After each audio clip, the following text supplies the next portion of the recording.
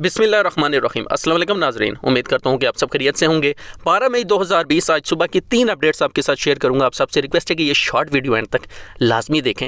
अब आप घर बैठे आसानी के साथ एक ऐप के ज़रिए मालूम कर सकते हैं कि आपके घर के पास जो मेडिकल स्टोर है वहाँ पर मास्क हैं या नहीं, सैनिटाइज़र है या नहीं, ईजिली आपको पता चल जाएगा।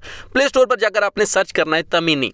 इंग्लिश में आप अगर सर्च करना चाहते हैं तो TAMENI आपको लिखना होगा, या अरबी में आप तमीनी लिख दें तो आपके सामने ये एप्लीकेशन आ जाएगी। सामने आप इसकी तस्वीर देख सकते हैं।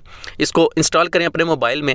इजीली आपको पता चल जाएगा कि जो करीब तरीन जो आपके घर के जो मेडिकल स्टोर है वहाँ पर कौन सी मेडिसिन मौजूद है, उसकी प्राइस क्या है, मास्क हैं या नहीं, सैनिटाइज़र हैं या नहीं। बेसिकली ये एप्लीकेशन पुरानी है, दिसंबर 2019 की है, लेकिन अब कोरोना वायरस के बाद इसको अपडेट किया है, बहुत अच्छे तरीके से अपडेट किया गया है। इजीली आप इसको जो है वो सर्च कर सकते हैं, बहुत आपके लिए मुफीद है।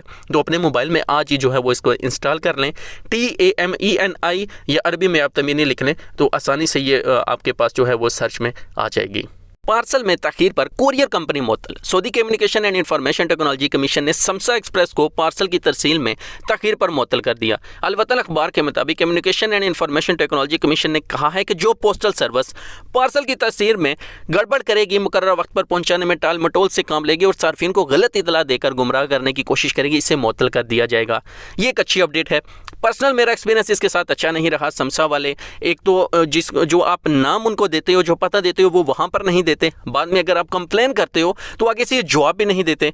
आप में से अगर कोई समसा को यूज़ करता रहे तो आपको भी यही एक्सपीरियंस हुआ होगा। नेक्स्ट टाइम आपने समसा के लिए नहीं जाना, क्योंकि ये मुअत्तल हो चुकी है, ओपन भी हो जाती है, तो आपने बिल्कुल इसको यूज़ नहीं करना। ये बहुत ख़राब सर्विस है इनकी। इंसानी स्मगलिंग का नेटवर्क पकड़ा गया। सऊदी हुकाम ने इंसानी स्मगलिंग का एक नेटवर्क पकड़ा है जो गिदागरी के जरिए दौलत जमा कर रहा था।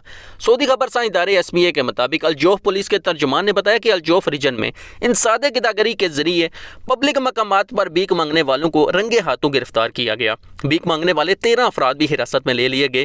गिदागरों और इनसे भीख मंगवाने वालों के खिलाफ कार्रवाई का आगाज रमजान 1441 हिजरी के आगाज में शुरू किया गया। गिरफ्तार शुदगान के खिलाफ कानूनी कार्रवाई की जा रही है। दरियासना मशरकी रीजन के पुलिस तर्जुमान का कहना है कि रमज़ान के आगाज़ से अब तक रीजन के मुख्तलिफ इलाकों से महकमा इंसदाद गिदागरी के टीमों ने 192 गिदागरों को गिरफ्तार किया है। गिरफ्तार किए जाने वाले गिदागरों का तल्लुक मुख्तलिफ ममालिक से है। सऊदी खबरसां एजेंसी के मुताबिक गिरफ्तार किए जाने वाले गिदागरों में मर्द, औरतें और बच्चे शामिल हैं। वाज़ेह रहे सऊदी अरब के तमाम शहरों में महकमा इंसदाद गिदागरी का इदारा काफ़ी फ़हाल है।